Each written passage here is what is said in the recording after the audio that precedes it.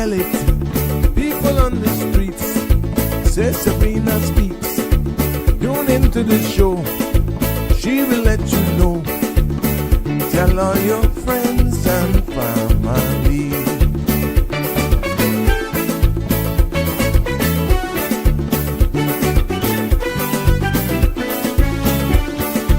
Real talk is no joke. You get the news straight up from grassroots and concerns. You can hear with some people gone. So tell all your friends to tune in to the Good evening, show. Cayman. I'm Sabrina Turner, and welcome to Sabrina Speaks, your daily dose of clarity, truth, and community insights. Every weekday from 5 to 6:30 p.m., we're tackling the issues that affect you, from national headlines to grassroots concerns. Whether you're in traffic or winding down your day, this is your chance to hear it straight and speak your truth. So buckle up, Cayman. We're not holding back. This is the show. We gotta let you know. Now we got to go.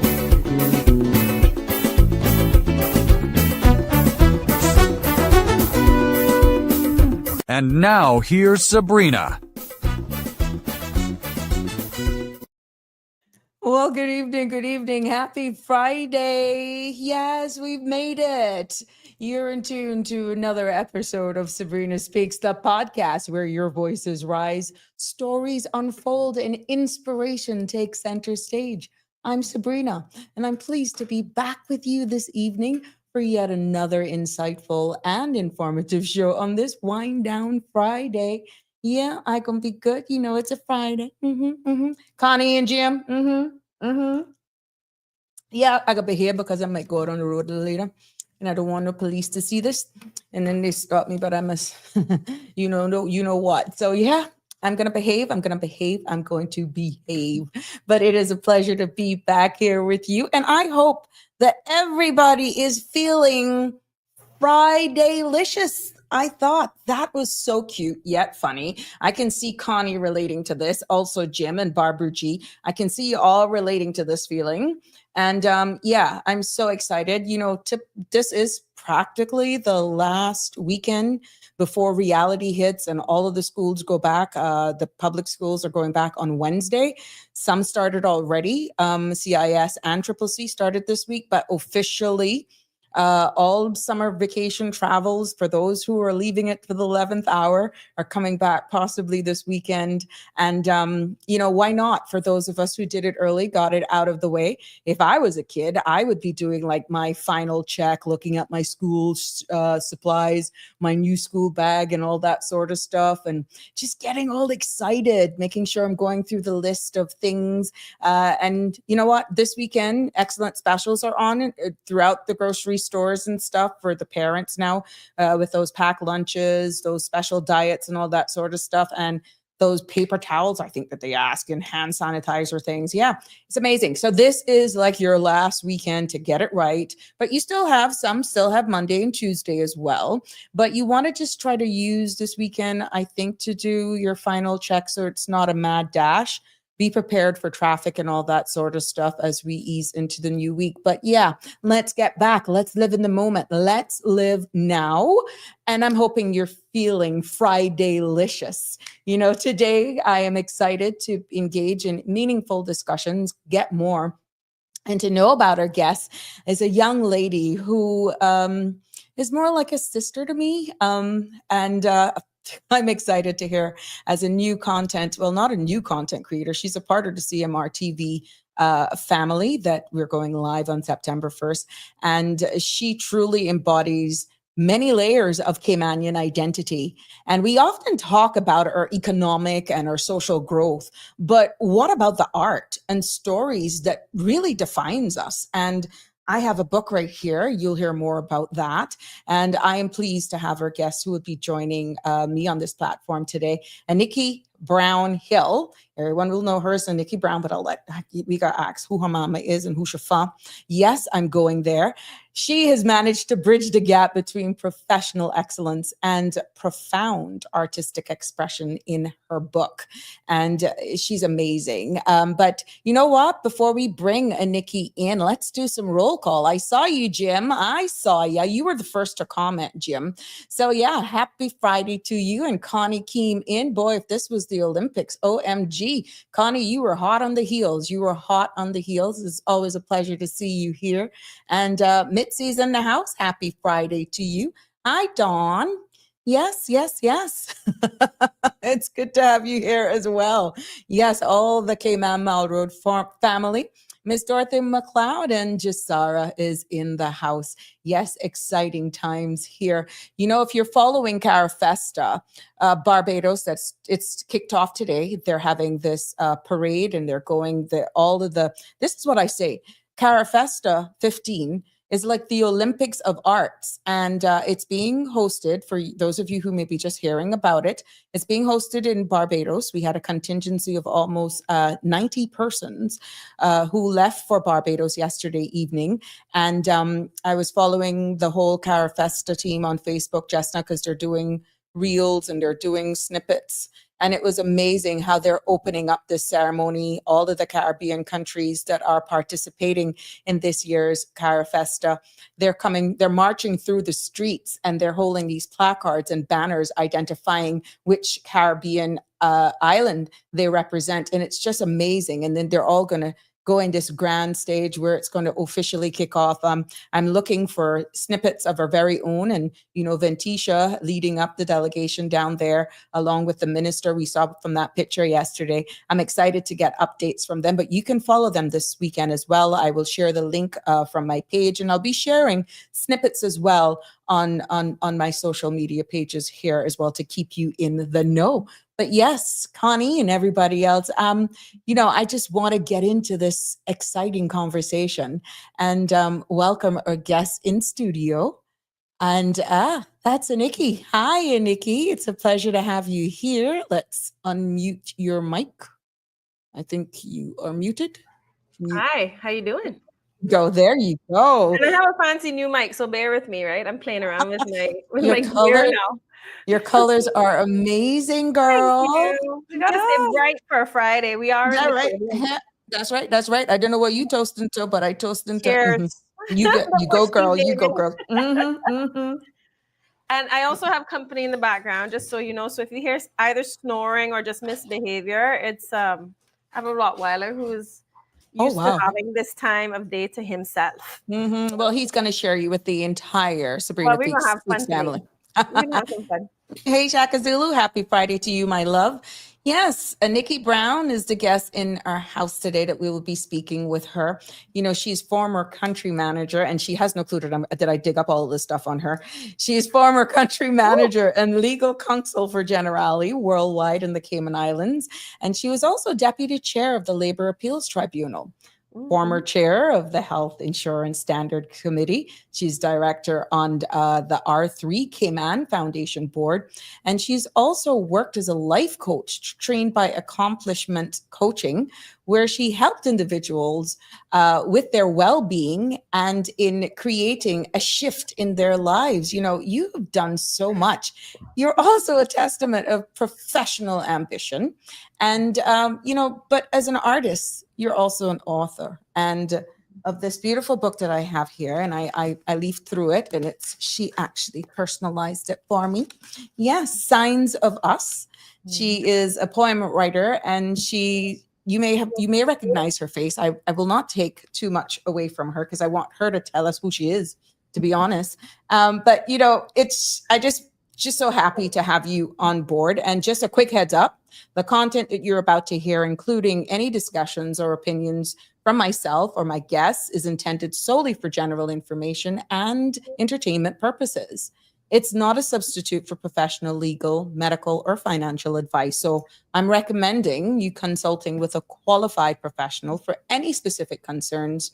And Sabrina Speaks disclaims all liability for any discussions or actions taken in reliance of this information presented here today.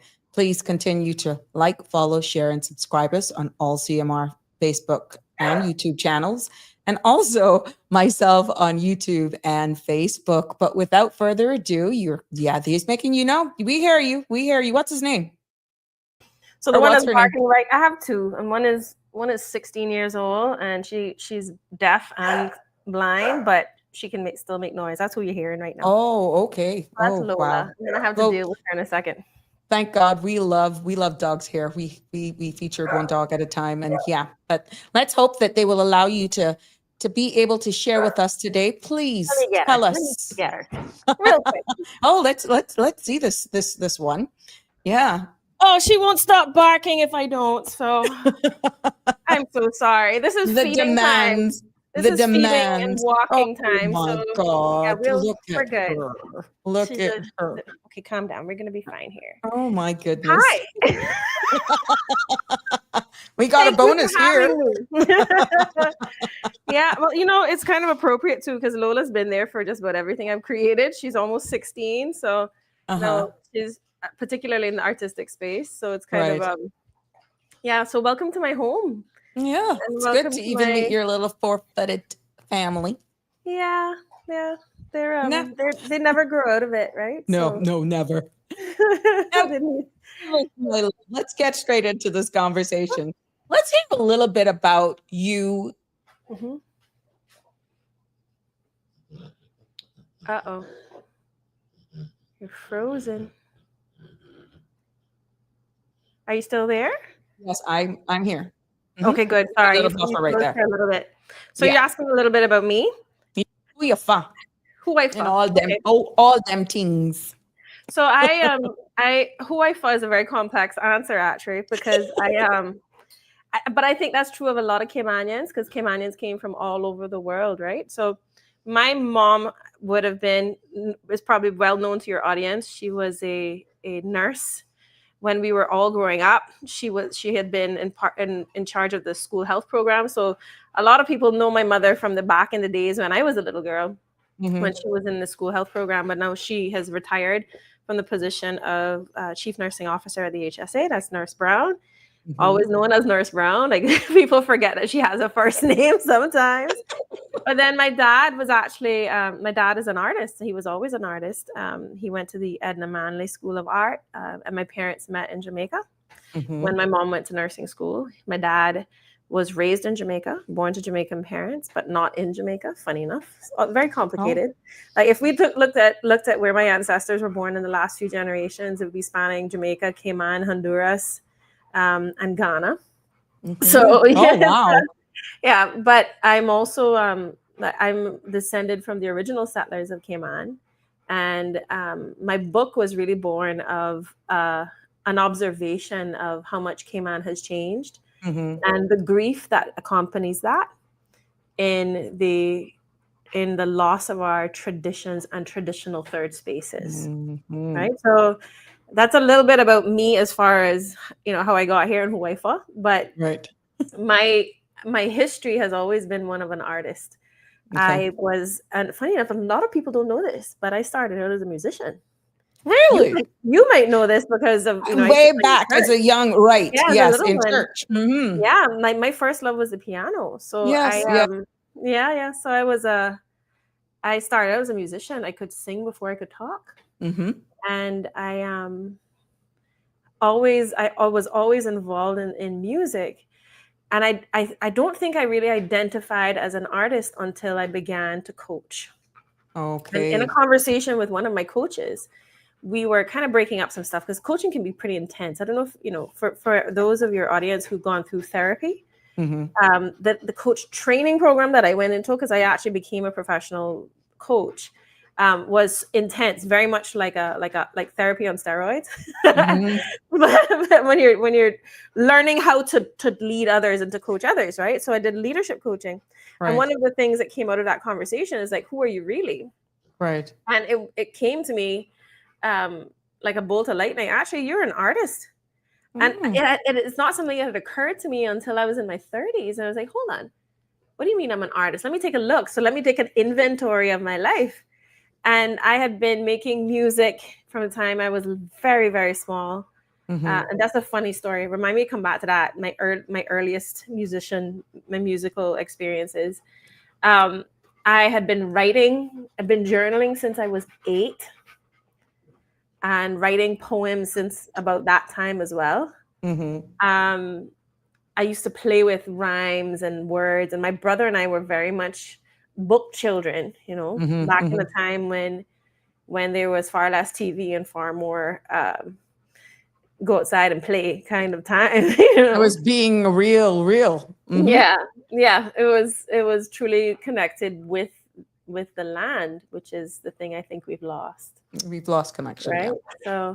So there's that. And I actually found myself doing a lot of different types of art. So I've also painted from the time I was very little. I won an award when I was 4 or 5 years old. Oh, wow. At the Nippon Art Festival. I had a silver medal for a piece of art that I did when I was very, very, very little. And so, 4 or 5 years old. So there's a long history of art. And of course, I was raised with art because my parents used to sing. My dad was a professional. Like, he was a true artist, my dad, when it came to my dad he still teaches me so much. Whenever I can sit him down long enough. I don't think he can help it. He's such a creative mind, right?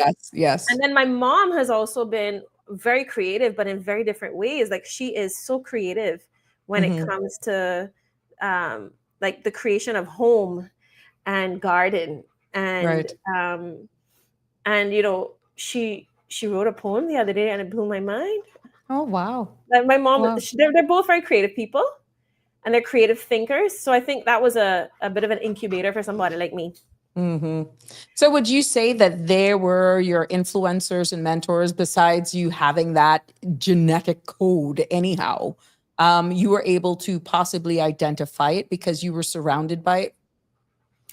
I think it's such a natural thing. I didn't consider it. I didn't name it until I was in my 30s, because it was just a part of life. It was a part of how you lived, and it was like breathing. Like, so, and I feel like this is actually very true of many people who don't even know that they're artists.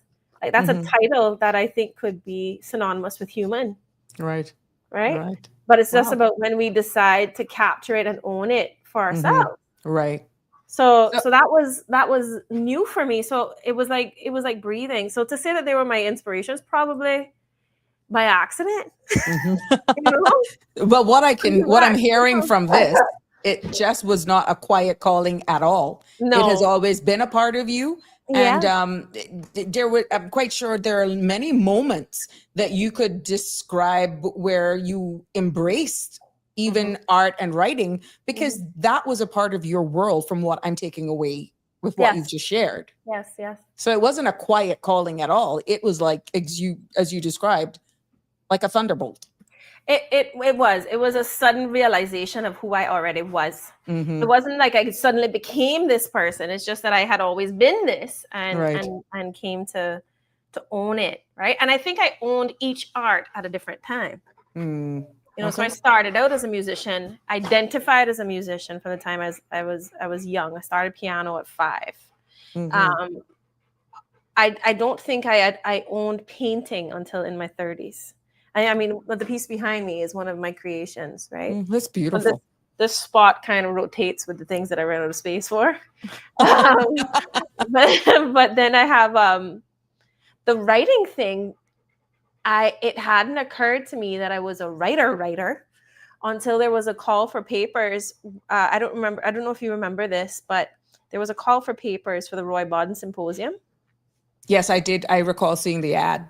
Yeah, and Mr. Roy actually contacted me directly and said, I know you've been writing, so can you please pull some stuff together and put into this thing? Because I need to hear Caymanian voices, right? So when I did, I went through my journals and I found I had several books of poems collected within my journals over the years. So that was a realization. It's like you I've been this all this time, and then all of a sudden I wake up, I'm like, oh, there's a name for that, right? So that's kind of it seems like I have always lived a creative life, but I've become aware of it in stages. In stages. I guess as you get to mature and you listen to yourself more and you live your own life. Now, Mhm. let's explore the transition. You from a highly structured, logical, legal field. Yeah. How did you move from one to the next? I mean, to this fluid world of art. How does these And two honestly, sides, like, it's a good influence question, one right? another? It's just crazy.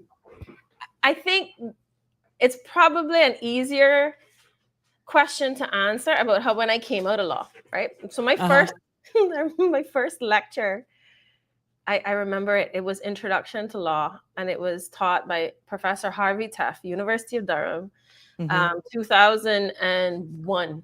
It would have been, and I called home after my first lecture. I'm like, "Mommy, I can't do this. That's not for me. Mm-hmm. I can't do this." And she said, "Well, you started it. You're gonna finish it. No, That sounds like her too. you're there now. You finish it, and then you come home. You can change your mind later. This is not the time." So like the dragon that raised me, supported me to stick it out, because one of the things that I think I realized very, very early on in the study of law is Mm-hmm. that my love of language was going to be killed with the precision that law requires. Mm. So law is a scalpel, and poetry is an ocean. Mm-hmm. And I existed in one and struggled to narrow down to the other. Not to say I wasn't good at it. Mm-hmm. It just felt like I was there's a programming that happens in the study of law where you're really taught how to think in a certain way. Mm-hmm. And I found it very contrary to my nature, even though I was really decent at it, So it was a choice I had to make. Like, am I going to become this, or am I going to step out into the wide world? Am I going to get off Just the be you, train? free. Mm-hmm. Yeah. Yeah. And funny, I had chosen law because I was running like a bat out of hell away from healthcare. Yeah, poor you. Yeah. Right?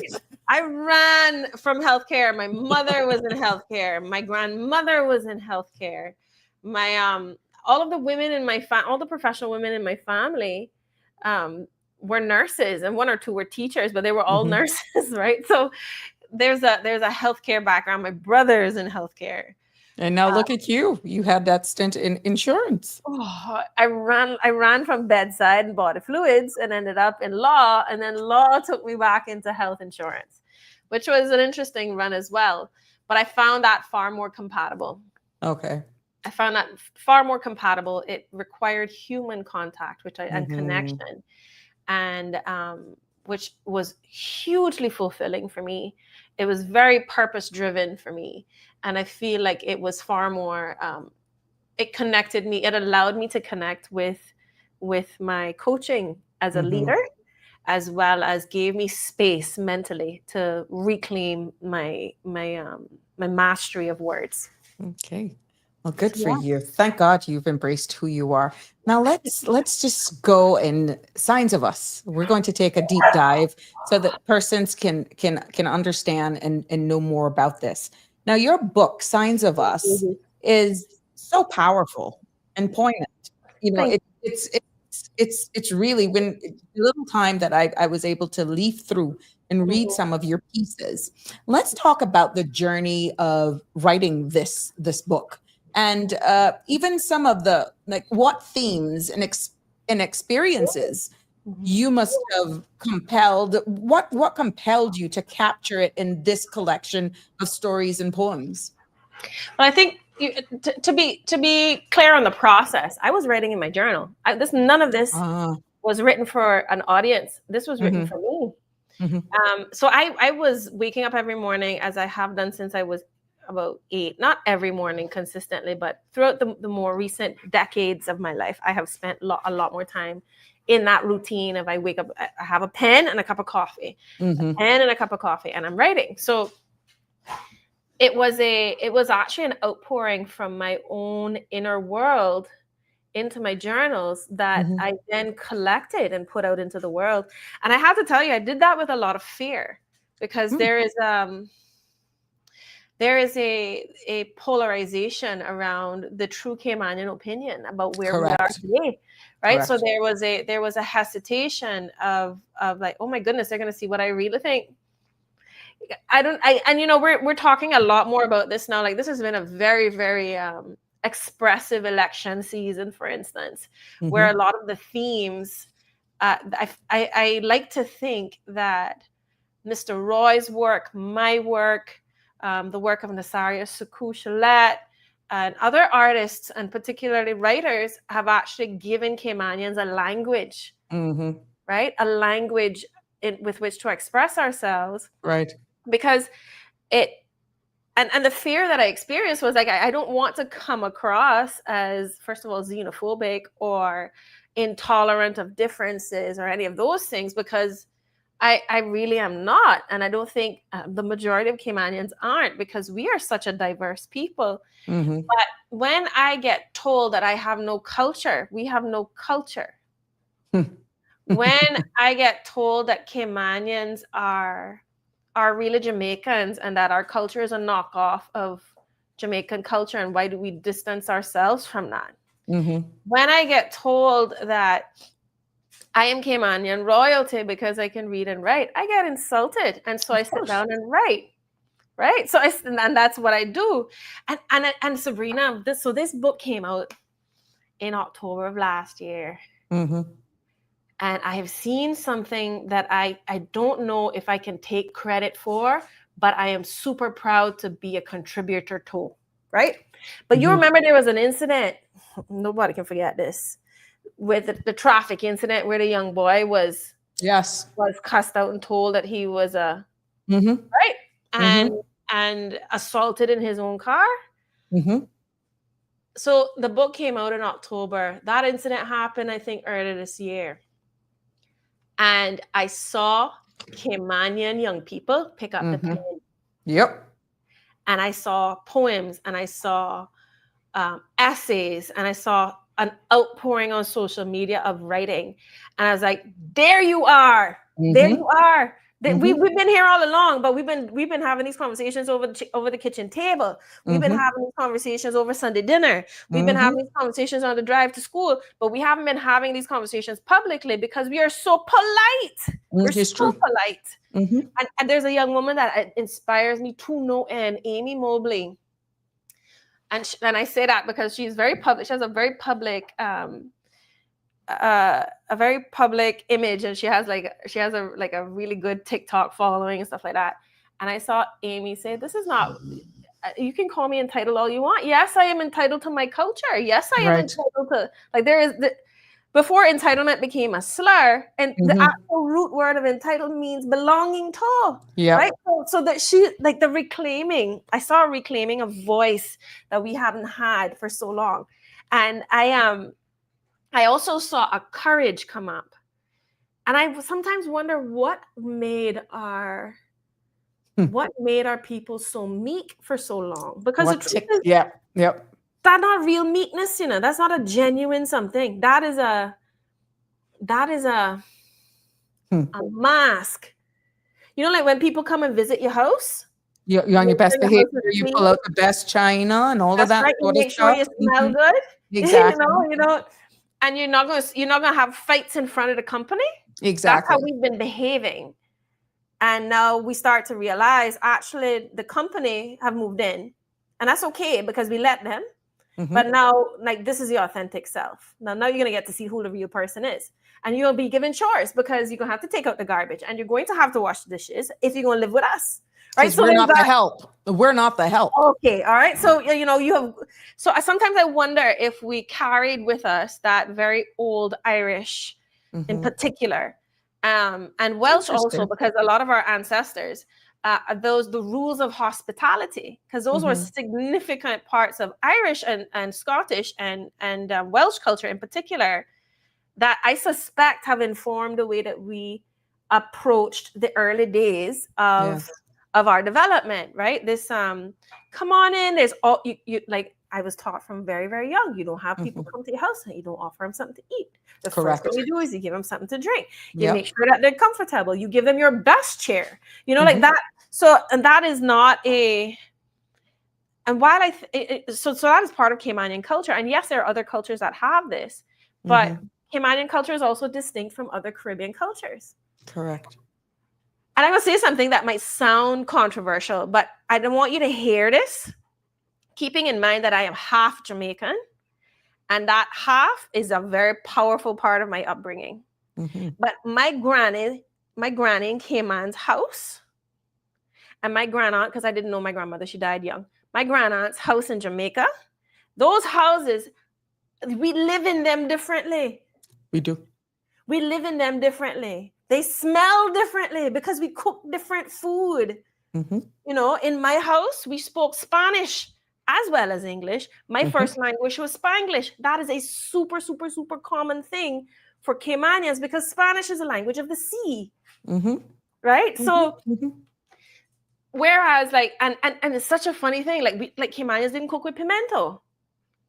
You know, we don't cook with pimento. That's a new something that came in my lifetime for us Correct. to put pimento in our food. Like the way that, and conversely, the Bay Islands and the Cayman Islands have a similar distinction.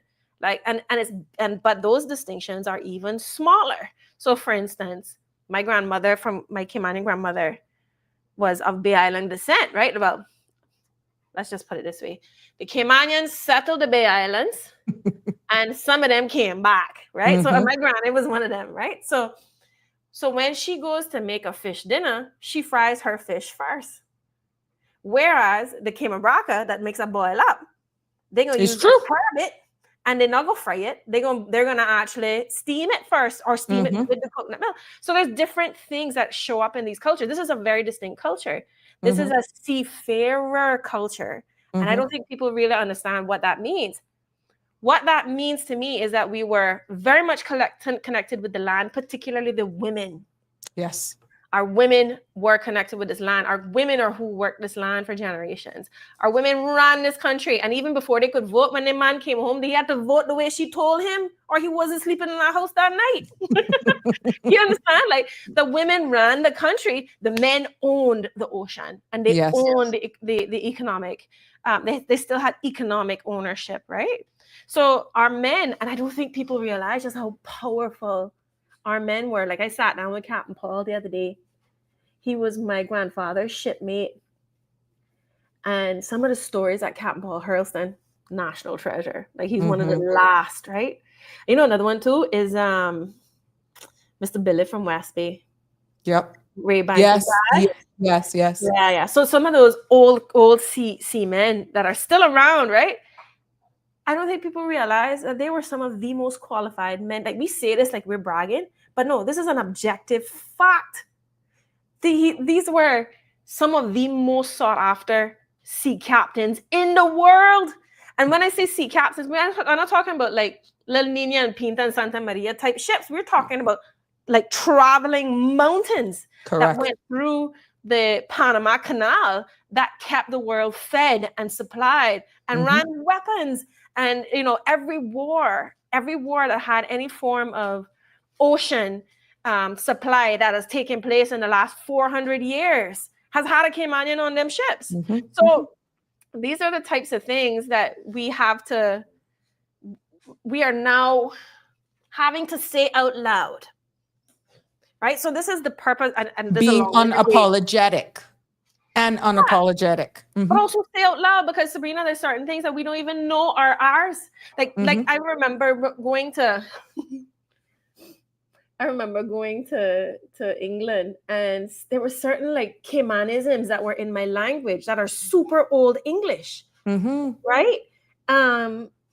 Super, super old English, and people just didn't know what they meant. And I remember, I can't remember one in particular right now, but I remember saying, plug that thing out. You don't want to plug. Nobody knows what plugging out means except the Caymanian. Like those are our things, you know, like plug that out. And like little terms that we have that are uniquely ours. But they're so innate to us. And we are a people who have been frog. Yes. On the Shaka Zulu voice. Oh my God. I need drizzy. Another one. Oh, I should have said that, but that's okay. We're not polite company. We home with ourselves right now, right? Yes, so there's certain things that we just did not realize were part of our culture, and these are some of the things that I have found that I had been writing about throughout the years. Mhm. And you know, one of the questions you asked about the book is that if I was to tell you what like the two main themes of this book, they would be pride and grief. Wow. Right? Pride in who we are, what we Mhm. created with nothing. Yes. You know, like when we say poor, we weren't dirt poor, we were a different kind of poor. Like these were people who ran away from a lifestyle of established an established way of living and created their own. And I don't think people realize just how creative people had to be to get on a ship and not know if you were gonna land 6 weeks from now. You might die at sea. And women got on those ships and men got on those ships. Some of them were not voluntary. Like and I never want to step over that piece because this was a plantation society, even though it failed, right? But the most recent culture, because that was our origin. That came out when they ran out of land in Jamaica and it wasn't left to claim. That's when they started looking over at Cayman. That's what I like to think, right? Because we weren't exactly the easiest land to conquer. But I mean, not when I say that, I mean the land itself. There was no one here to conquer so much. Right.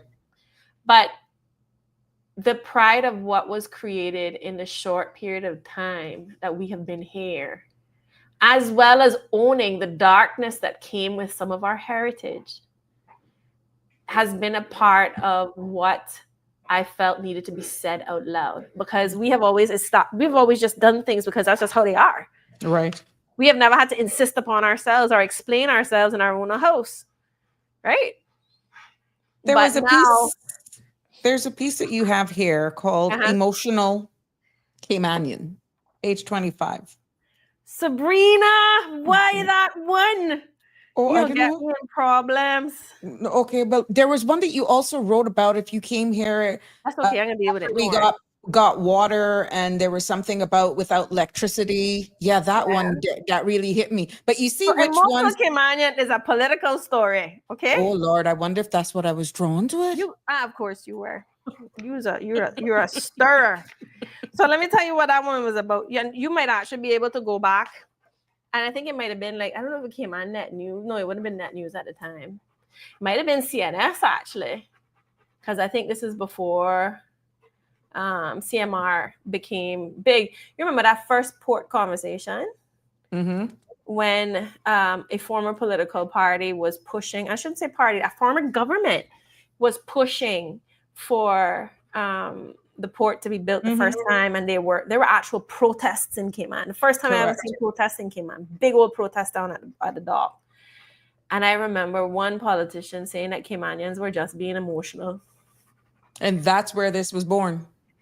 If I go back in my journal, I can tell you the exact date of the article, because that is how irritated I woke up that morning. And of course, that is like an understatement of how livid I really was that morning. Well, and I wrote that down because I think we need to share this with people. Can you read that to us? I mean, we're going to get into this new chapter of yours, The Art of Story, a new chapter on even you being a part of the CMRTV.com. And for those of you who don't know, that platform is launching on the 1st of September. But I just wanted you to get to know Annikki better, more, and for her to give this book to let you know exactly what's contained in here. And then that should actually pique your interest, because she is going to be a content creator on CMRTV.com. So I thought it was only fitting bringing her today on Wind Down Friday. It's just a different flair, it's a different mood, and you can see she's a wealth of knowledge. She's more than versed, as Dawn alluded to, and kudos to her. She identifies it. But this one really stuck out at me. Emotional Caymanian, and I didn't know the backhand story of this, because to be honest, I just got my hand on this book today. Like literally around 2:00, maybe 2:30. Yeah. So this is not staged or anything. And honestly, I flicked through and that one popped out at me. Interesting. Go ahead. I'm glad you like this one. Now, and I think it's actually important for me to say that I'm glad that I had the opportunity with you, but to explain that this was actually this is an internal conversation. This was written by a Caymanian for a Caymanian, right? It was not an external anti-expat like that, because that's often where we lose a lot of our message, is when it becomes a divisive conversation. Right. This was one of our own. They call us emotional, as if emotions were not a critical part of a healthy whole, as if to ignore them would ennoble us, not just enable them to leave us with a bleeding hole. I am done being gaslit by the unfit, told to make an X for who screws us next. So yes, I am emotional, complete and consequential, for I feel and I deeply know only the grounded truly grow. Identity does not exist to be sold. It is felt and it is gold. Wow, that's profound. And how good to hear you, the author of that, read that, because there's no way I could have done this justice because of hearing the back end story about it. Now you see why it's so profound. And there are other pieces in here, and I don't want to stir you, you know, because you realize if that's what I was drawn to, there was some that's using language that we could only have after hours. And I mean, I applaud you for just going there, because there is no way in reading those pieces that you could have written that without using those colorful language, which is exactly who we would be if we were placed in those situations. Yeah. See? And in fact, I say that in my introduction, you know, I mean, I cannot write honest love songs to my people if I don't cuss a little. Exactly. See, even our audience is loving it, and I'm quite sure before we end this show, she will extrapolate some as well and share it with you, because it's amazing to hear Annikki when she delivers her pieces versus you sitting and reading it yourself. But it really puts things into perspective when we can understand the back end story of from where it was derived. So good for you. And I'm quite sure we will, we got a caller calling in. Oh, nice. Oh, okay. But yeah, but it's good to just hear it, to be honest, coming from you. But let's look at the whole, let's look at the whole number. Let's look at this whole chapter. And we want to hear about this. And you are a content creator, as I alluded to earlier on CMRTV.com. This new platform, as we know, will be launched on September 1st. But really, what does it mean to you to take your artistry, your poem writing, your storytelling, because I'm hearing that coming out of you, to a digital platform? And pretty much, why do you feel, you know, that this is the right step for you right now? There are a few things. That's a couple of questions, Sabrina, but it's a good one. I know you, because once you get started, boom. I know. I got manage my time. I talk plenty. And I get Go ahead. My mother likes to say I get it from my father, but you know what? She's all up in that too.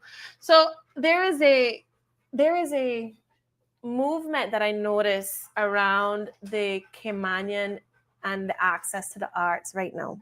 That is something that I am so excited about, but I don't want to see it fizzle, right? So Flowetry was created, I think a good, probably 10, 15 years now we've had Flowetry.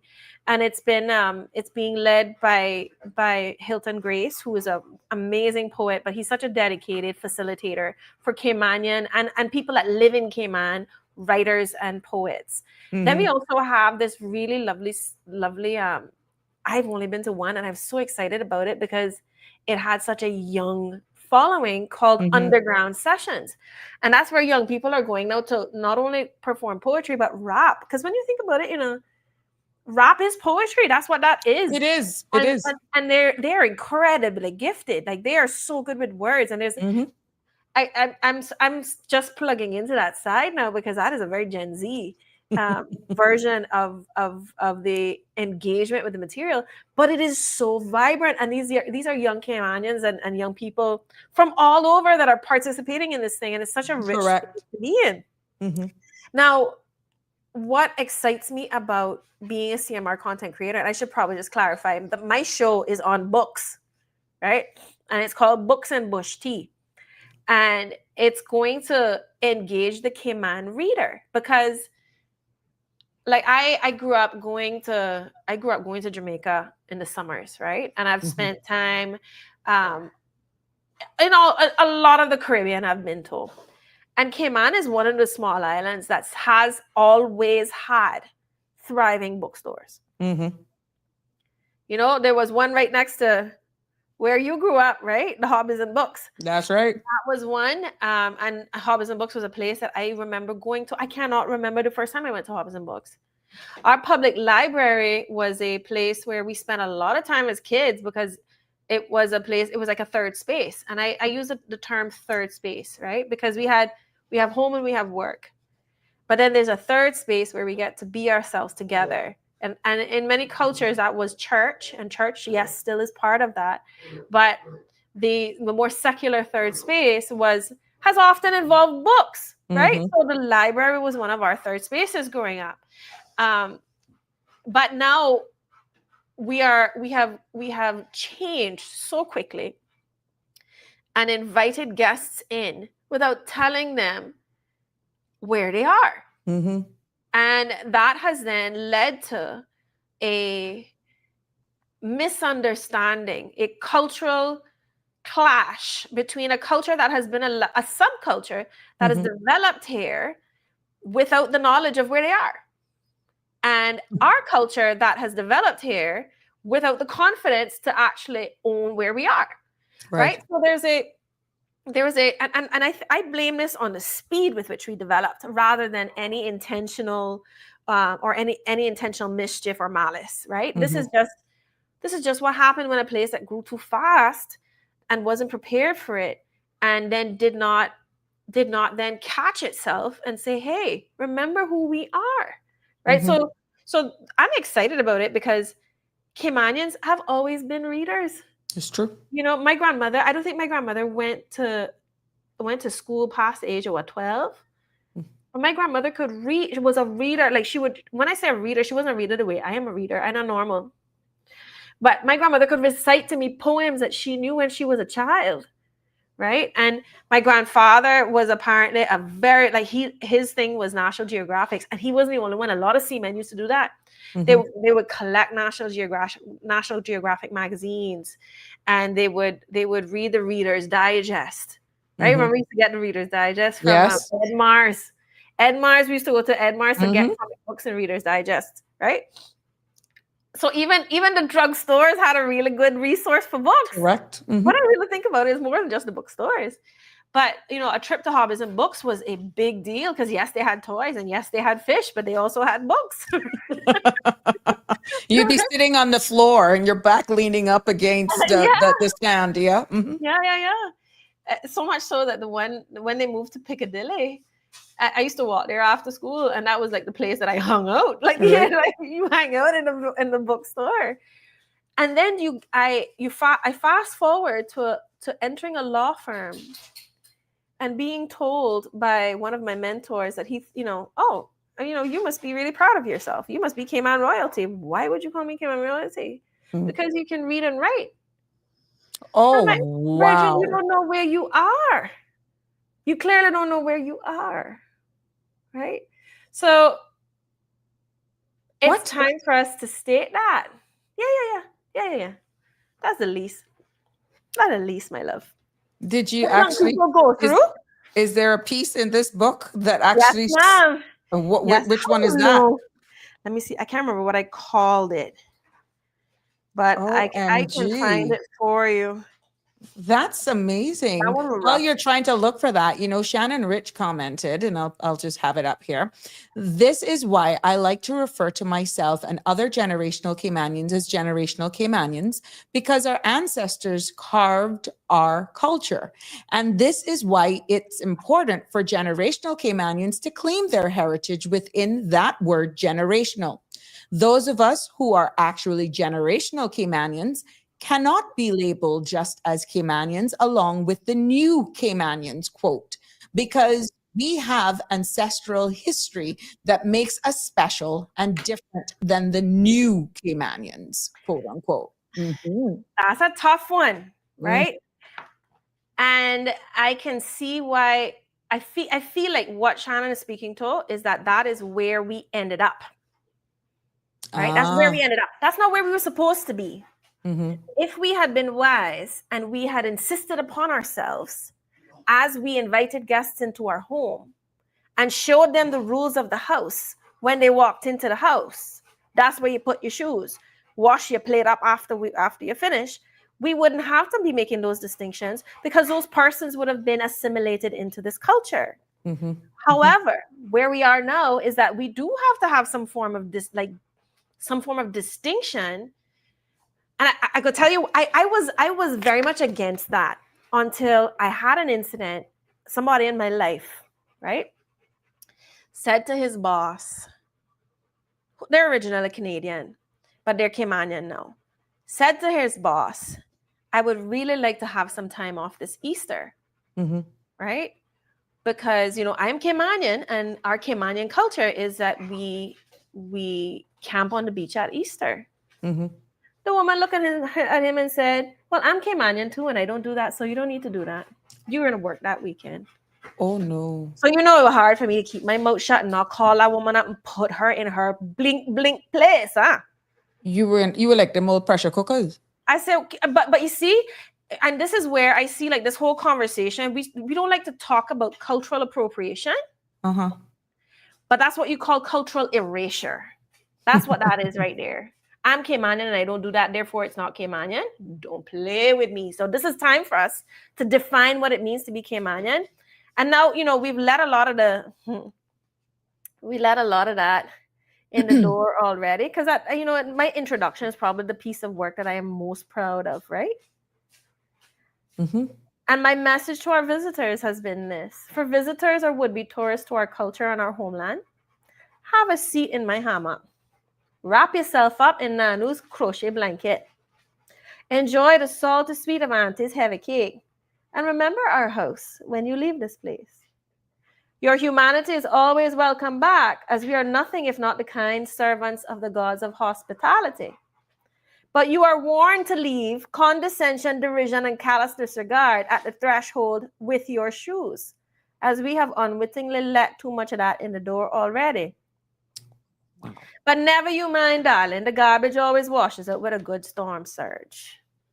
I read that one too.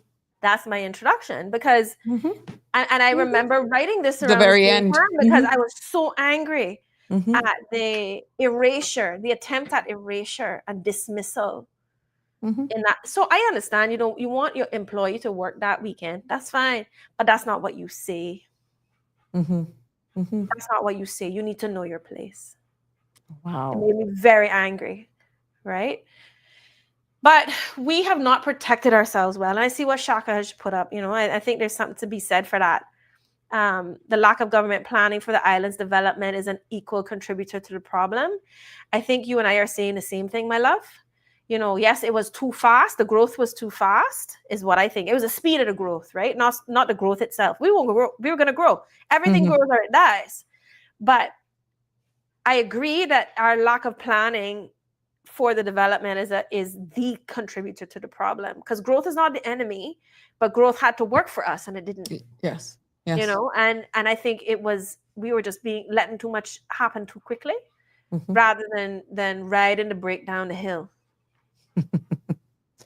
Now, can you just give our audience a sneak peek into the kind of content that you'll be creating for CMR TV? So I am working on Books and Bush Tea, and I'm excited about it because I want this to be a representation of where Cayman is today. And my guests are from all over. One of my guests so far, one was born in Eastern Europe. One was Welsh. And these are people who have made Cayman their home, and they're readers, and they buy books at the same bookstores that I buy bookstores at. Have a number of Caymanian authors, Caymanian readers, and we've recorded a few episodes already, and I would love to tell you what they're about, but I feel like that would be giving it away. I'm taking, because people read according to their personality. Like you Yes. read what you're interested in. Yeah. And so my brother, for instance, reads a lot of, like, he used to read a lot of like science fiction type stuff, right? And things that kind of like work with like the explore. Like I'm thinking in particular of one of his favorite series is called the Atlantis series, which is the Atlantis gene. Um, and it talks about like genetics, and it talks about the evolution of human beings, talks about autism, but it was all built into a thriller, right? And Mhm, so mhm. that's the kind of stuff my brother would read. If he's a scientist, he likes that kind of thing. Excellent. Then you see some people read, there are a few people that read nonfiction only. Mhm. They kind of drive me a little crazy. They're not my people, but they are my people, right? Like, really? Nonfiction only? Like, what are you running from? You're running from your feelings? Is that what that is? But there's such a breadth of nonfiction out there. And some of the nonfiction is so fascinating that you don't need to read fiction to be excited about a story, right? So Right. there's people that read biographies, there are people that read self-help, which I think is the hardest type of book for me personally. But there's some people Mhm. that love that stuff. They eat it up, right? And then you have your TikTok book talk girlies, right? And I kind of dip my toe in that, right? So here and there, the whole like fantasy, romantasy business. Then you have like the Christian reading, right? The Mhm. reading on and writing. Also, we have a very special author that I'm due to be on my show, who's been writing in Christian works in Cayman for a long time, for a Mhm. while now. And of course, we have like the economic and political work of like people Right. like Mr. Roy, Marla Dukaran, that kind of work. So people read broadly, and they read according to their personalities. And I feel like this, you hear a show about books and you think, oh, that's going to be boring. You Yeah. wait until you see my astrology episode. You Oh. wait until you see my extraterrestrial episode. You're gonna have so much fun with this because you're delving into the private minds, the Mhm. minds of people that you live with, that you live Right. that you do life with in this island. And I feel like it's such a unifying thing, reading. Mm. So I'm excited to like introduce the kinds of reading that is happening on island, the kind of writing that is happening on island, as well as the creation and the introduction and the support for some of the third spaces that exist on island, like Right. poetry, like underground sessions. And I saw that I just joined a book club online. I didn't know that it was here, but that looks like so much fun. So I'm like, Mhm. let's get up in that as well, right? So that's been the goal, is opening up that part of us that has always been here that we don't talk Mhm. about. It's just Yeah. another one of those things that we don't talk about. We don't talk. It's here. It's Yeah. here. It's a part of who we are. The reading. We got a caller. Caller, you are live. Good evening and welcome to Sabrina Speaks. Good evening, Sabrina. Good evening, Annikki. How are you? You're great. Good. The voice How are that you? every love to hear. Hmm. Ooh, that's a Yeah, nice he one. has a fan club. Nikki, I have he no got a idea who fan this is. club. You have to tell Yeah, me who all it is right, we later. gotta keep him. I gotta do a competition one day, like the secret behind the voice, and let's see exactly who's gonna run. But yeah, he has a You better fan be club. careful with the book talk. Girlies don't get hold of him. I hear you. But Annikki, I think you might have a problem with me because I'm one of those people that read nonfiction over fiction. But I will say that, truth is stranger than fiction most times. So Mhm, mhm, mhm. um I wanted to pick your brain, Annikki, because in listening to what you were saying, what both you and Sabrina were saying, sorry. Um one of where do I start? Okay. Um when you think of Caymanian culture, right? As compared to something like Jamaican culture, which has a worldwide stage, right? I mean, I remember when I went to school overseas and I would tell them, oh, I'm from the Cayman Islands. Oh, that's in Jamaica, right? Hmm. Oh, that's Jamaica. And then I get, the stereotypical, like how the white people, yeah, man. Kind of like, Bob Marley people are like, stop calling us Bob Marley people. Like, kind of thing, right? And it got me thinking from all those years ago. if young people, and I'm talking specifically in Cayman, right? If young people are to carry our culture forward and our creativity forward, which I think you, Nasaria, all the artists from Native Sons, uh, we have talent here that isn't mined and that isn't um, promoted. Uh, Mhm. and what I see is, I mean, I see some local artists, performing artists, even when they go out and sing, I'm like, okay, well, I mean, can I hear a sound that is uniquely Caymanian? Like when you think about Jamaican music, you think about what? Reggae, dancehall, ska, whatnot. Trinidad, soca, and calypso. This island, that Cuba, salsa. Like every except us. And when I hear local artists sing, for example, singers sing, they either go down the hip hop route or they go down the dancehall route. And I don't hear a sound that is uniquely ours, right? And it got me thinking, you know, a culture can only be carried forward if the young people take what we receive and use it, not reshape it, not change it into something foreign, but remold it into something that other young people can listen to, or other young people can read, or other young people can appreciate, right? And anyway, I don't want to ramble, but just to pick your brain, right? To what extent are we shaping a style, whether it's in writing, music, art, or whatever, that is uniquely ours, rather than imitating others? And can the world ever truly see us until we first learn to see ourselves? Oh, wow. I think you nailed it with the last line. 'Cause Yeah. that was going to be Oh my my God. answer, right? It's Yeah. an excellent question, Noe. I have been observing, and you can see that most specifically in music, right? Because there are genres in music, and music has its trails, and you have the kind of music that you like to listen to, and music can be a place where it is almost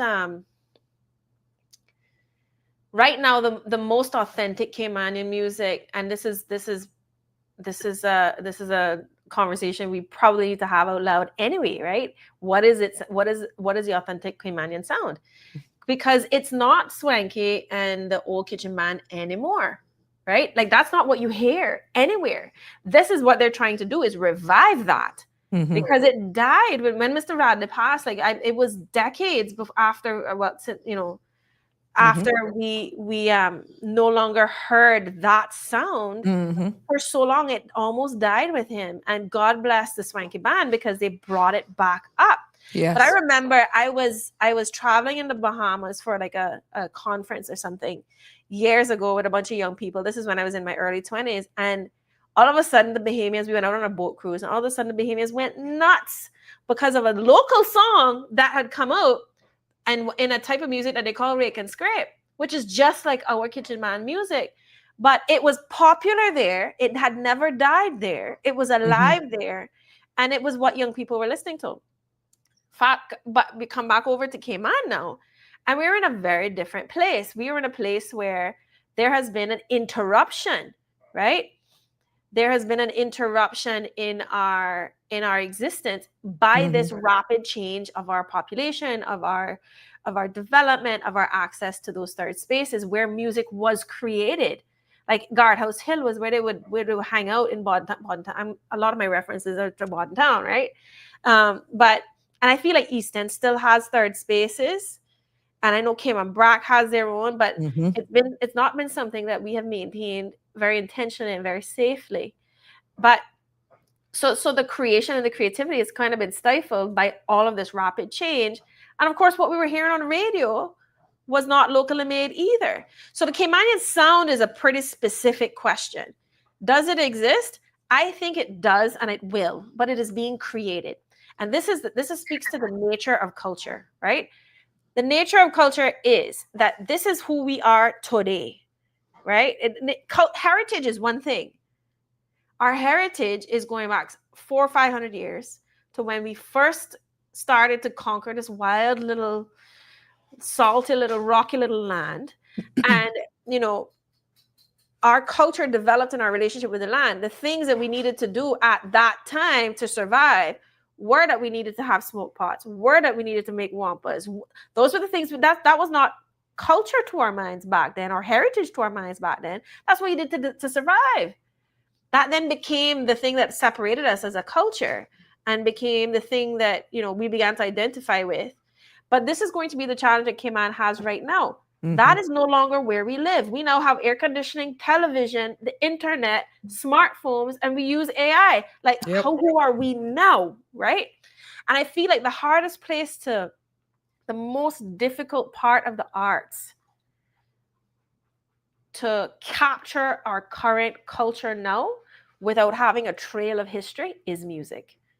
Because in writing, our words are going to, you're seeing the Cayman accent come out in language and words and writing. You're seeing the Mr. Roy, the way that Mr. Roy writes, that is timeless. Writing can be very timeless, right? And you're seeing painting, right? Is also like a place. I love Randy's work. Like Randy is one of my favorites ever, Randy Shillette. And that stuff is timeless, but that is also very unique to him. Right? That is so idiosyncratic of him.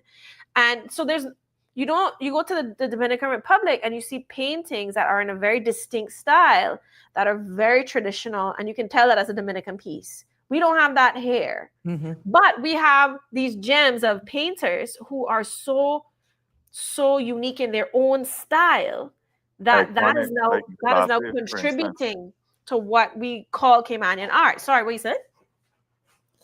No, I said that are iconic, like Miss Lassie. Like, she had a style that people would write off as, you know, I guess basic. But when I look at Miss Lassie's paintings, you know, I'm transported. Yeah, I it's think an expression, right? You know, so I mean, and I'm glad that you talked about the Cayman accent thing, because as a person who, I mean, if you hear me talk and you see me write, you think it's two different people, right? I lament when I see when I hear my own people, when they're around different crowds, the accent changes up, the dialect changes up. And I guess there's a certain degree of code switching there, but I mean, I like talking my raw Caymanian like any other Caymanian. I mean, that don't mean that I'm not educated. That don't mean that I can't read. That don't mean that I can't write. I mean, I just like talking this way because I like talking this way, right? So I guess my next question to you, and then I'll leave you there because I don't want to dominate. She's not going MIA. She has some dogs, and she said it at the beginning, and they're used to taking up her attention this time of the evening. I'm just opening the door because the Rottweiler is barking in my head. But you keep going because I'm listening. Okay. If Caymanian culture remains invisible to us, are we guilty of letting others define who we are? I mean, we talk about development. We talk about developing too fast, which I agree with you. But are we guilty of that, of letting others define who we are? Yeah. Yes, we are. I think the short answer is yes. And I like that you brought up the piece about the accent and the part about code switching, because there are two different sides to that coin, right? There is a natural human desire to be understood. And I noticed that my mother does this in Spanish, right? Which is she does this in Spanish. When she speaks Spanish to a Cuban, she sounds like a Cuban. When she speaks Spanish to a Honduran, she sounds like a Honduran. And it's funny because we do that in English naturally, but when you hear it in a second language, it's like, oh, well, that makes sense, right? So there is a desire to be understood that we are very gifted as human beings. And this is one of my favorite things about language, is that we can actually impersonate so well, or slide into or adjust in order to be understood. I'll tell you a funny story about that, right? And don't hold this one against me. But I went to university in England, and that is where I learned to drink, because I did. I did not drink a drop of liquor until I went to university in England. And if there's anybody that comes on here and tells you that they went to university in England and they did not drink, they lying. Don't play them no man. Okay? When I came home to Cayman, my friends used to laugh at me because if I got a little tipsy, I started to sound English. Why was that? Because I was compensating to be understood right?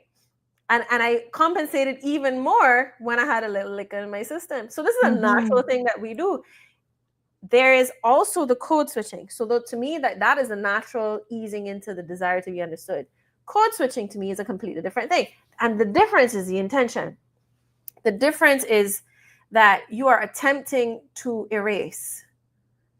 Your intention is to erase what you are, or to hide what you are, or to mask what you are. Now, rather than villainize that action, I have to also acknowledge that there is something around staying safe, right? Like there's a desire to belong. There's a desire, just like we have a desire to be understood, we also have a desire to feel safe in the world. And so that can motivate people to code switch and erase. Now, why would we feel unsafe in our own home? That is the question we need to be asking ourselves, because we are responsible for our own home, right? And we haven't created that safety. But go ahead. Sorry. Sorry, I'm not cutting you off. It's just that the pause is kind of confusing sometimes. I mean, I hear what you're saying, but I'm talking about. I mean, I had an acquaintance. Let's put that in quotation marks, right? Come home. He's amongst his own people. You know, live in England, and every other word was in it, in it, in it. And I'm like, you're among your own people. You grew up back with East End. We're in it, come from. Oh, God. Right? So to your point now, and I promise this is the last question now, is the reluctance to create a culture that is uniquely Caymanian really about the taste and style, or is it about fear? The fear that what we create might not be valued even by ourselves? And I'll leave you there. Wow. I'm listening.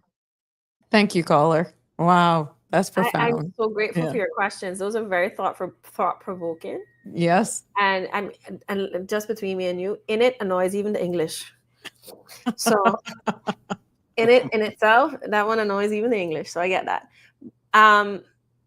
We have a challenge ahead of us. We really do. And there is a pattern that we can learn from. In the 1970s, in Jamaica, there was an intentional creation of the cultural richness and preservation and carrying forward. It was created by a couple of titans, and I call them the titans of culture in Jamaica. Mr. Rex Nettleford and the NDTC. We had the creation of the Nationals, right, which is the National Dance Theatre Company of Jamaica, the National Choir of Jamaica. There was also Louise Bennett, who, Miss Lou has a very, very special place in my heart. As a half Jamaican child, I was very intentionally educated on that part of my culture, because there was a body of work that was created by these artists. Edna Manley and the Edna Manley School of Art was created around this time. And these were people who got, and I imagine, and in fact, I have been assured that this was not by accident. These powerful leaders of culture sat around a table and made decisions about how to preserve, protect, and express the culture. And that is why they were intentional in planning and preserving, empowering, educating. That was a very big part of the Manly movement of the late 70s, early 80s, where there was this intentional creation of national pride. And that exists today in Jamaica to this very day. But it was not something that happened to them. They had to create it. And so, to speak to the caller, we have some defining to do. I feel like we have spent a lot of time romanticizing a past that was difficult and that was hard to live in. And it has created a dissonance with our relationship to the culture. And we have neglected the nurturing and the development of the who are we now, that who are we now part. There is a young lady called Camille Angel who has written some of the most I think about Camille's poems and I tear up. Like Camille's work speaks to my generation in Cayman. Her poetry inspired a lot of, like her style of poetry inspired a lot of how I began to write. Right. So we are no longer talking about wampas and smoke pot and coke rums, etc. Now we're living in a different age. Those things don't exist in our day-to-day life anymore. Who are we now? But we exist. And let me tell you, right, the part that always cracks me up, I feel like social media has done so much to preserve our culture and to preserve our identity, because poetry is coming out on social media. And you have all of these, oh my goodness, the meme generation that takes place. It is so classically Caymanian, some of those things. Because let me tell you something, nobody can laugh at you like a Caymanian. Right? And we laugh at ourselves. Yes. We laugh at other people. I remember Cayman Waist, when Cayman Waist came out on Instagram. Oh my gosh, I'm like, this is what it is to be Caymanian. To sit down and laugh about foolishness, right? And especially when things are hard. Right. Especially when things are hard. I remember after Hurricane Ivan, some of the funniest things happened. And I remember those jokes to this day, because in the darkness of what we were living through, we would literally go back to sit around a fire and chat foolishness. Correct. And kill ourselves laughing about the chicken that was spinning around. When the storm went one way, and after the eye passed and he started spinning around the other way. Like that's the kind of thing that, like, the things that we laugh at, the things that we care about, the places where we spend our time, like our third spaces of like our I'm in the middle of a poem right now. I live in a really lovely neighborhood in Beach Bay, right? And I spend some time on the cliffside looking out at the sea. There's a part that's cleared, and I have to take my dog up there sometimes. And I remember there was a house that was being rented, and there were some tourists next door, and that is an Airbnb. I remember them looking over at me like, who is this woman? What's she doing here? And the line of that poem that I'm currently working on right now is that, you may have built your house on the shore, but the sea is mine. Aye. And that's a Caymanian thing. Like, we have a relationship, salt water in our bones. What we need to start doing, and this is my answer to the caller, how do we do that? It's time for us to catalog those things that make us who we are, rather than expect someone else to define us or to write down the things that define us. It is time for us to actually put a mirror up to ourselves and start to write those things down. And when I say write those things down, I mean record, express, create music, whatever it is. Vashti has done an amazing job. Yes. In creating a sound that is Caymanian. I'm so proud to be Caymanian. Yeah. She's creating a sound that is so Caymanian, but not only Caymanian, it is current. It is not 200 years ago Caymanian. It is a today Caymanian, right? Camille is one of those. Amy Mobley is another. Our being Caymanian is not just about our history, it's about who we are today. Right. And you know what's funny to me right now? I talk about social media all the time, right? But oh gosh, I remember, Sabrina, I hope I don't get you in trouble, because I'm not gonna say the cuss words, but you'll understand what I'm saying. Cayman Waste, I remember, I think it was them. And I don't think that those were all generational Caymanians that created this post, but it was such a quintessentially Caymanian Caymanian thing, right? And it's like the difference between the licks you receive: a F lick, a B lick, and just a plain lick. And there's a hierarchy of licks. Now, only a Caymanian can understand what I just said to you. Exactly. Right? But then there was also like that. And it's like, there was another one they posted, like, when you see somebody fall down or trip up or a car lick something or something like that, in your head, what is it that you say? What a lick. You understand? Like, and I remember there was a lady, I think it was a lady that was talking to me about my books and how she thinks, it was a Jamaican lady who's been here for a very long time, very much involved in Cayman church. the church scene and in the writing community and so on, rather than identify the person, right? Just to give you a picture as to what her perspective was. When I was sharing my work about, I can't write honest love songs about my people if I don't cuss a little. She said to me, do you know that's not true?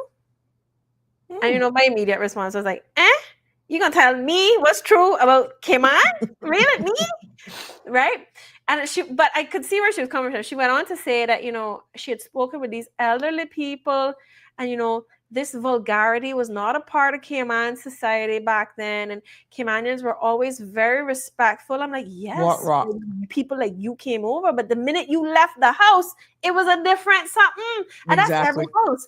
And so levels of, there was a dignity and there's a way to present yourself, and there was a courage and there was a certain amount of pride, but there was always that little edge that, I describe it in my introduction. Sometimes if you are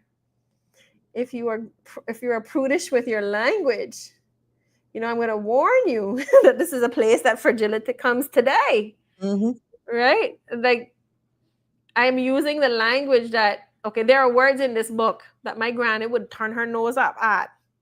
Yep. If you saw it written, but she would not think twice in anger to say. And that's the Caymanian relationship with that saltiness, right? So what I bring up, I don't know where this one came from, right? But I had to ask my mom, how you spell Sapapa? What is Sapapa? Right? How you spell Sapapa? Right? I bring up. Yeah. So there's these things about us that still exist, and I am actually really enjoying going to the cultural events that are taking place, because yes, some of these young people are rapping. Yes, they're working with hip hop, but you know what? That's where it starts. They're learning the skill from someone else that we have not maintained, right? What they create with that, and as they develop, is very likely to come back home. Correct. Right? So for instance, I watched Vashti. Vashti and I were classmates, and I'm so proud of what she's created. Vashti used to sing with Heat. She used to sing Trini soca songs, Bajan soca songs. She was learning her skill, and now she has created this thing that is uniquely Caymanian. Correct. Right? So allow them, make them find their way. We're gonna have to come back home intentionally at some point. But we also need to make it a safe place for them to come back home too. Embracing and fighting. Yes. And the pride of that needs to be something that we create intentionally. Ooh. Okay. Yes. Good evening, caller. You're live on Sabrina Speaks. I'm late for class, but good afternoon, all calls Annikki Wood, whatever it is. I love that you're giving me all these names in a mess, but I own them all. How you doing? I miss you. That's the family to me. You're a bush child under the weather. I need prayers. That's not my camera. I read it today. No. You're not coming with that today. Shalman, not today. It's Friday. We'll celebrate life today. I'm stressed. I don't know for what, but I'm under the weather now. I do feel good. I don't know. Sick of living, scared to die. See, that's something my granny used to say. Sick of living and afraid to die. I don't know what I was talking about. I see that girl come and say what I bring up, and we used to say what I blow. Then you what I blow you get. Yeah, we were talking about what old Caymanians used to say that young Caymanians still say. Yeah, I know plenty of things, and I think I heard you mention when I come on something about Miss Lassie. Do you know that she from with us? I know. We can't run. None of the bushes can run. None of the bushes in Grand Cayman. None of them in the Bay Islands. We all related. She hello my daughter. She went to do a school thing with. She hello my daughter, and Richard hello me. I can't tell her about Richard had tell from border one time, but because I can't say that on the show. But when I see you, I'll tell you. Because every time he was going out to Jamaica, he used to stop the cat with me by John's store, and the girls tell him one day, "You gonna miss the flight chatting with her? You love her or what?" And I can't tell him. He say, "Yeah, I love her, but nah, the way that you think can't tell you what he say. He say we're family, but we know. But I can't say that on Sabrina show, so I'll tell you when I see you." All right, Michelle, man. Thank you. I'm glad to hear your voice. You feel better? Yeah, trying to now go pay some bills, and I can This not like me, cause just as that turtle let that little turtle shit up, I be paying bills, but I can't get the courage to bathe and wash my hair to go. Can you imagine? And that not like me, You can't be sick of living afraid today on a Friday, man. You need one good little glass of swanky and one hammock. That we need right now. Used to call me water duck, cause love bathing, but I don't know. I can't get the courage from yesterday. I was going bathing. Now I'm going.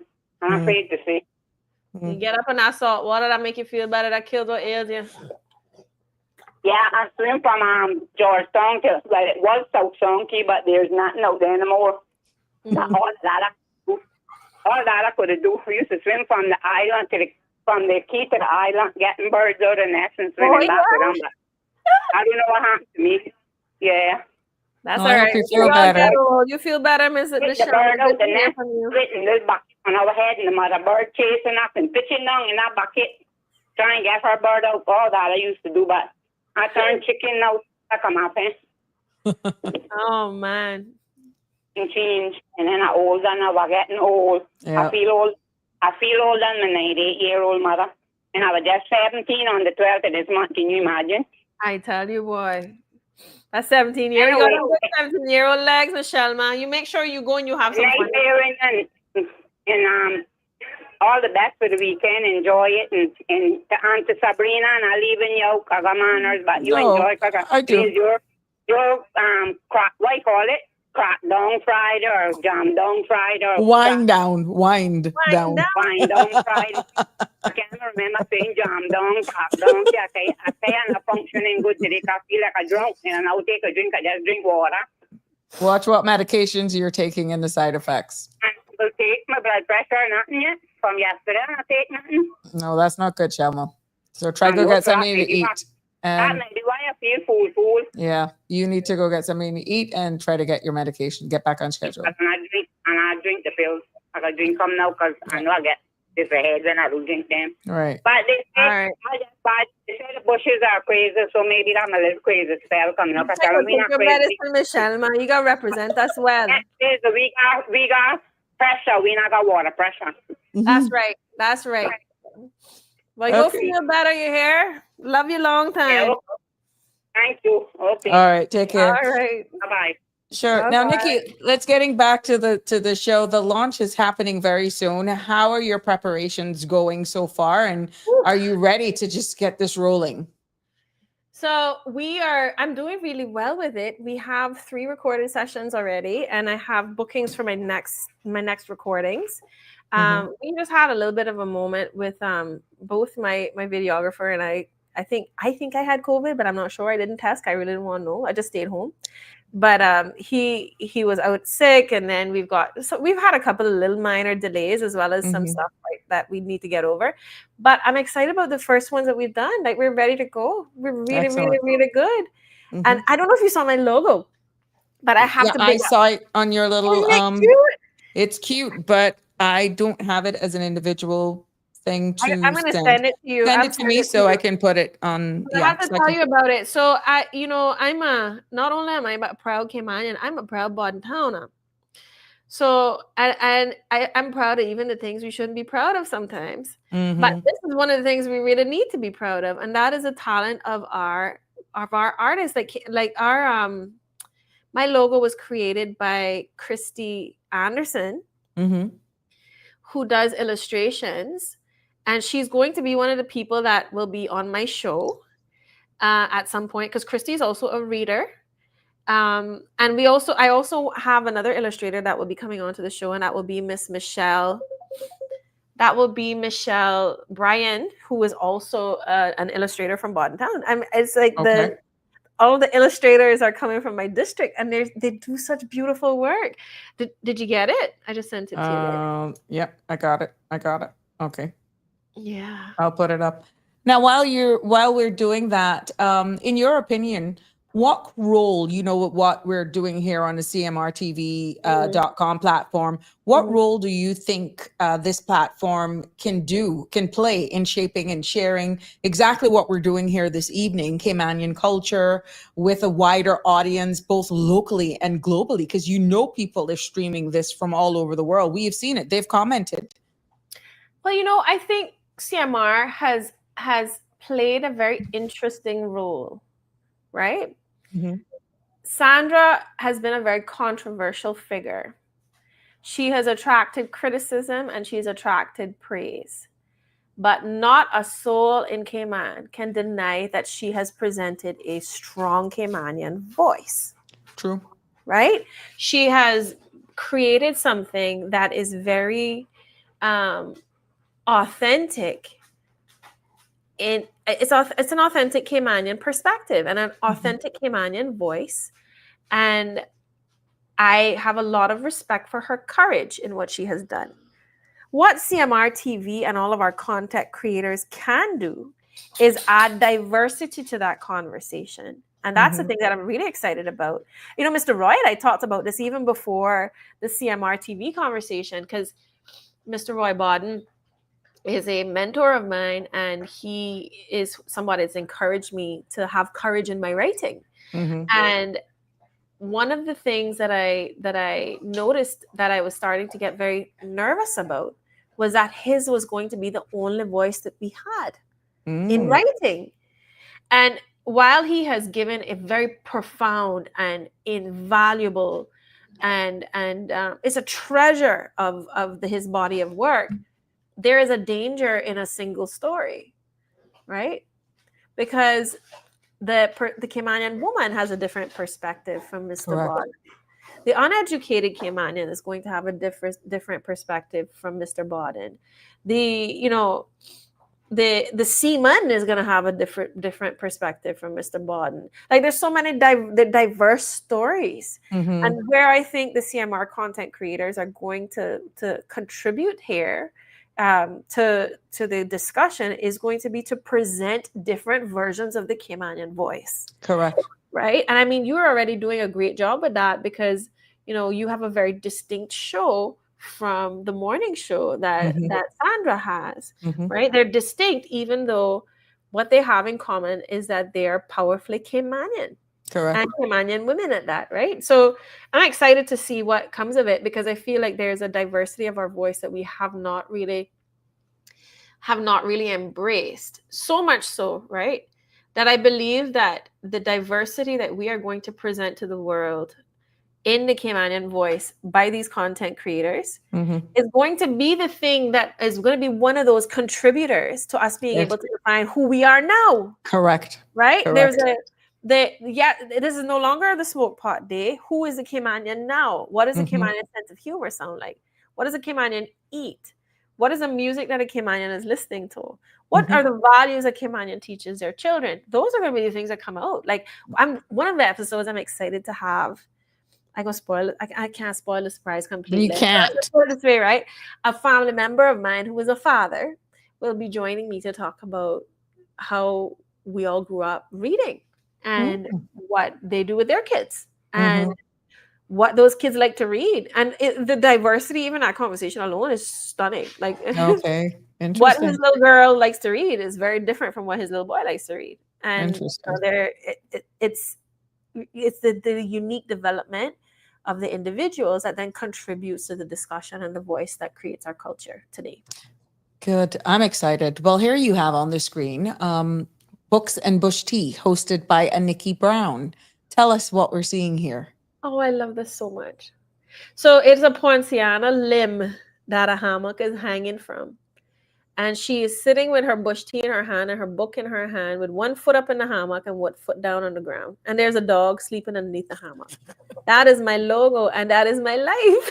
You can probably hear him right now. I'm glad you said it.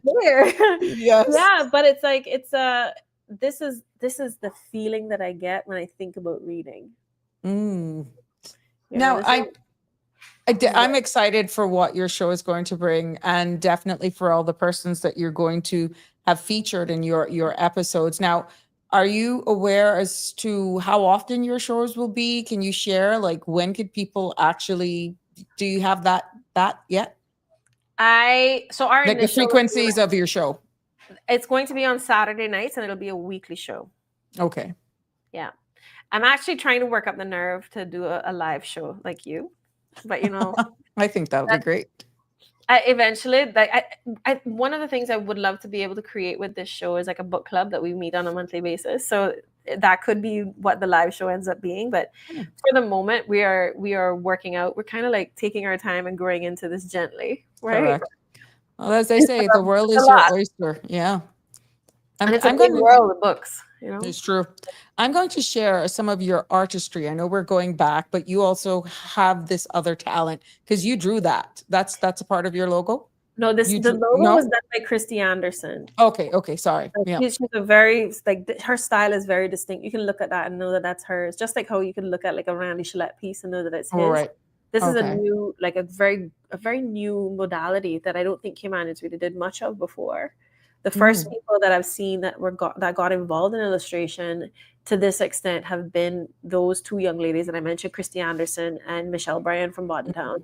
Right. Really now I'm gonna add another image to the screen. Tell us what that is. Okay, so this is one of my favorite pieces. So I have started to do art in 2025.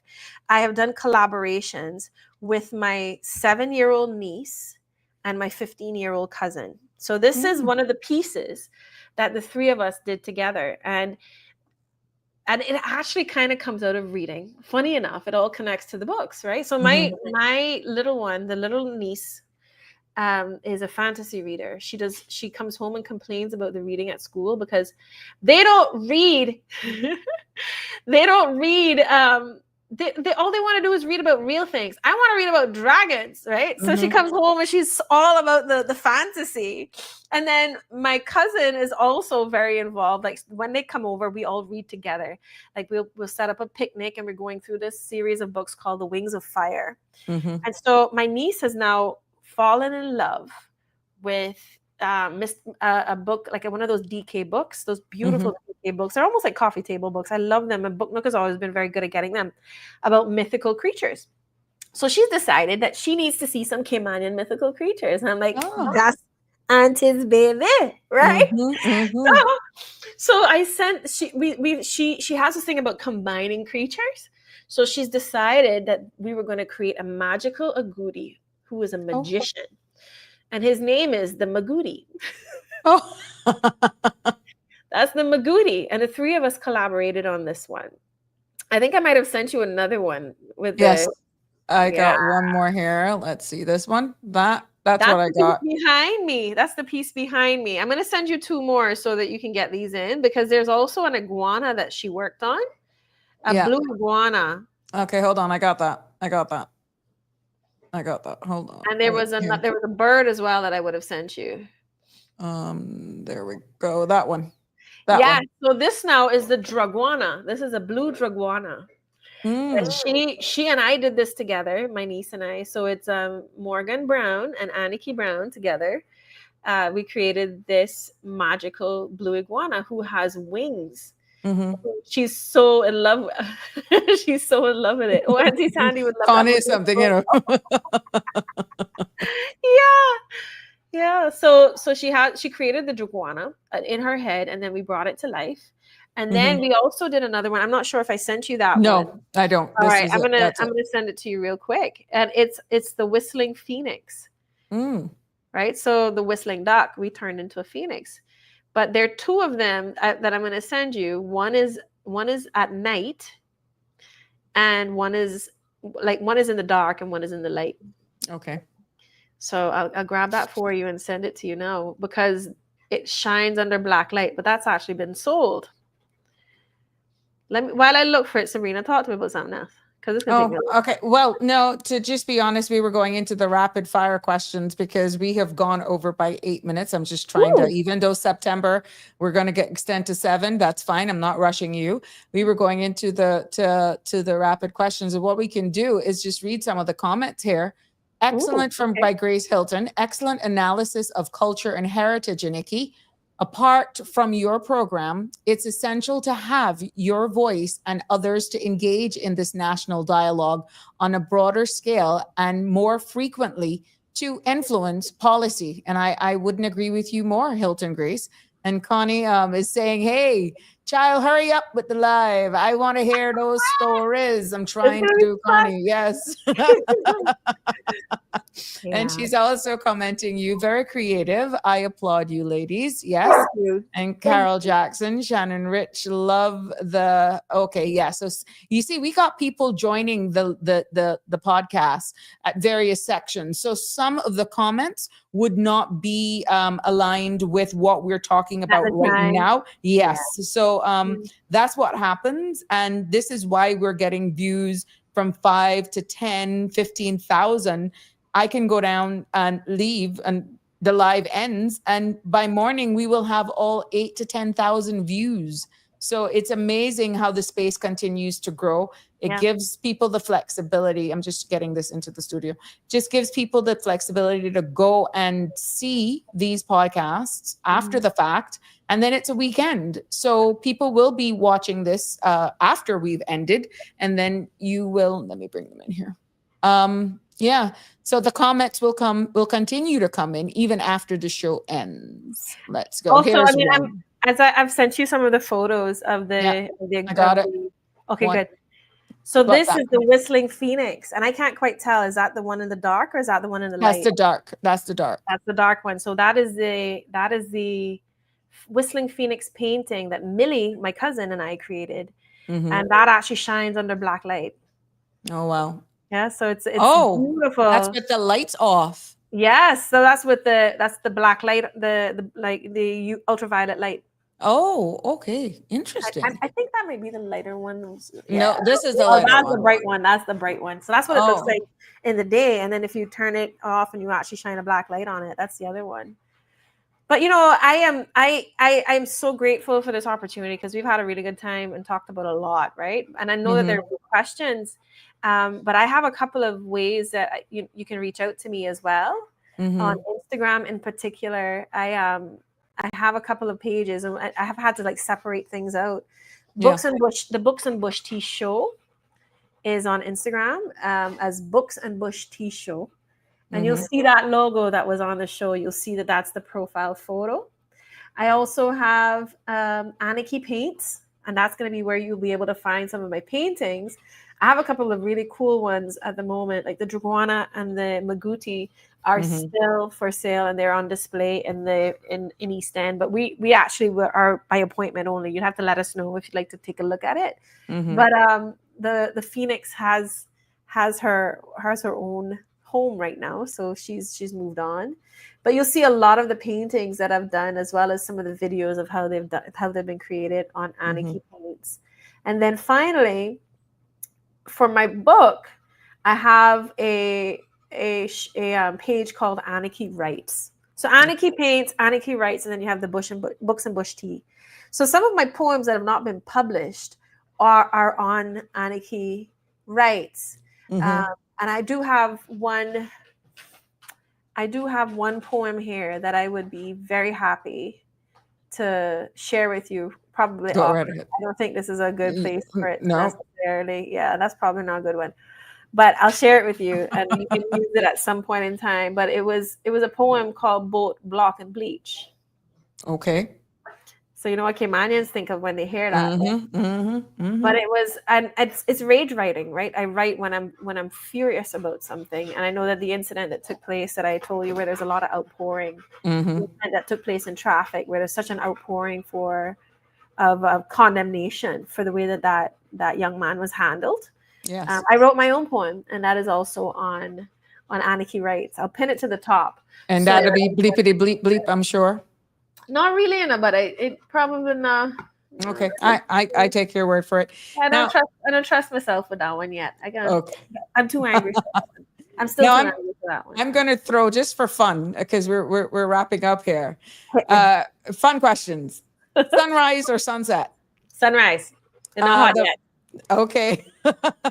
The most underrated spot on Grand Cayman to you? I can't tell none of that. That's a secret. That's like a fishing spot. But we don't tell our fishing spots. That's a coordinates. Okay. A sound that makes you feel at home. I got a couple of them. I have a few of them. One is the crickets that come in at the heat of the day. Uh-huh. You know, when it gets super, super hot and you just hear them, Like an engine, yeah. and they almost deafen you. That is one. Also, I love the sound of a Cayman parrot in the evening at sunset. There's a pair that have come into my yard, and every evening they'll fly past my yard, and you hear them, and that sounds like home to me. Okay. Yeah. One word to describe the feeling that you get when you finish a piece of artwork. Tired. Tired. Okay, we just combined that into one. That's a one word. Tired. Because what happens to me, right, is that I obsess about a piece. Mm-hmm. So I will wake up in the middle of the night and go paint it, or I'll like, so for instance, right now, and this happens to me, I'm also building furniture for the first time. I refinished furniture and put art on it, but for the first time, I'm actually building a piece. I'm kind of approaching it I'm building like a dog crate for my dog, my giant dog, because I couldn't find a decent one. And so that now I'm kind of treating it almost like a piece of art. I wake up and I obsess and I obsess and I obsess, and I go until my hands are tired because the power tools vibrate. Oh my goodness. But when I'm done, it's like, okay, now nothing more to do. I'm Done. tired. But it's poured out, you know, it's like an empty, like I poured everything into this. I left everything on the court, you know. Okay, final. What's one thing you hope to see in the Cayman Islands in the next 10 years? One thing. One, Sabrina, that rough, man. Why one? Okay. I have to think about that now. Okay, well, what would be your top two then? Authenticity and unity. Oh, now those are just shows right there that I know if you ever have a live would blow the numbers to the roof, or we'd be more than happy to just go there because I can see unscripted, you can just do it. And I'm so proud of you, Annikki, to be honest. Thank you. I'm really, really proud of you. Like when I shared the joke with you earlier on, when I was doing the flyer for today's show. What pretty little thing. You're pretty in there. That's what you said me. I was like, oh my goodness, I can hear your granny right now. What a cute little thing that is. Pretty little thing. Pretty little thing, yes. Pretty little thing. Oh, your grandmother. She was a saint. She was a grandmother to all of us, you know? Yes. So rest in peace. But yeah, Annikki, let me tell you something. I'll offer you this moment to offer final reflective messages on the power of creativity and authenticity, and any closing words. It has been a treat.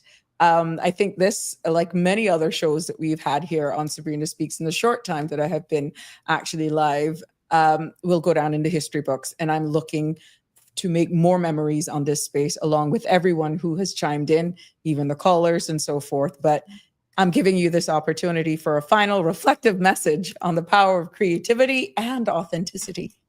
You know, first of all, before I give my final thoughts, I want to thank you because you have created such a lovely space. Like you've interviewed me before about business on the Business Buzz and so on before, but I really love your authenticity coming out in your show. Thank you. This is really you. Like I love it for you. And thank you to the callers for being such like really insightful and thought provoking. My last thought is kind of triggered by one of your last questions, which was, you know, what are the two things I want to see? And I feel like it's important for me to say to my Caymanians, my generational Caymanians, or whatever you want to call us, those of us whose families have fought the mosquitoes side by side, right? Yeah. Hang in there, be patient with yourself, and don't check out. We don't get to opt out of our own existence. And I would also say to our persons who have joined us in more recent generations, be patient with us and please feel welcome. And we also ask that you remember that you are in someone's house and that we welcome you, but there are consequences when that is no longer the way that you conduct yourself in our home. So please be respectful, and we hope that we can make you welcome and that we are capable of unity all as human beings, as long as we are interacting authentically with each other. You know, I think there's so much to be said for the gifts like that teachers and bosses and people who have come here and contributed so much to who we are today have contributed very much to who we have become and who I have become. And so two things can be true, you know? Two things can be true. And I don't like the polarization that happens in these conversations, Right. where, you know, just because I am pro Caymanian does not mean I'm anti everyone else. I can't afford to be that. Everyone else has been part of my making and has been part of our making. But what we have made is something distinct. So it's time for us to treasure that, respect it, put borders and boundaries around it, and at the same time, interact on a human level with respect, with a goal to understanding.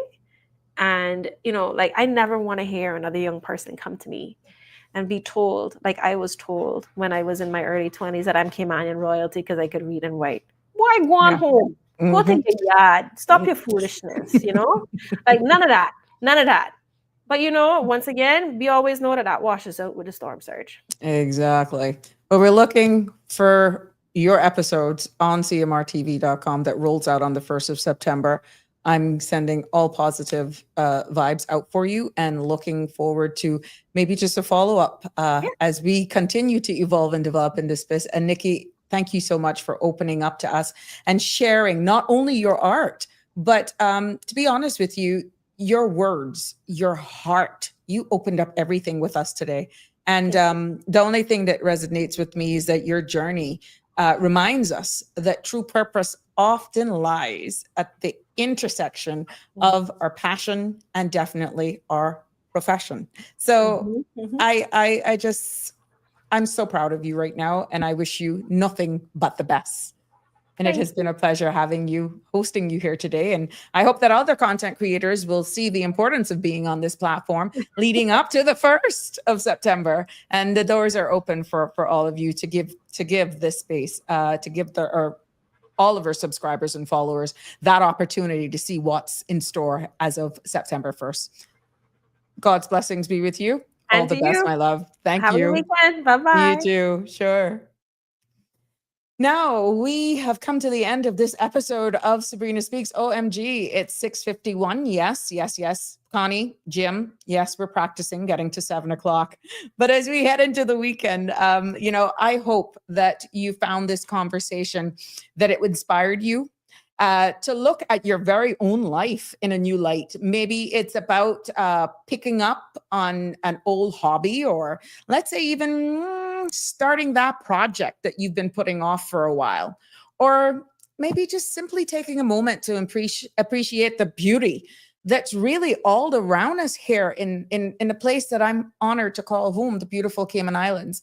So I hope that, we carry the message of signs of us, with us, the idea that our stories truly matters, that our culture is worth preserving, and our creative spirit is really our truth.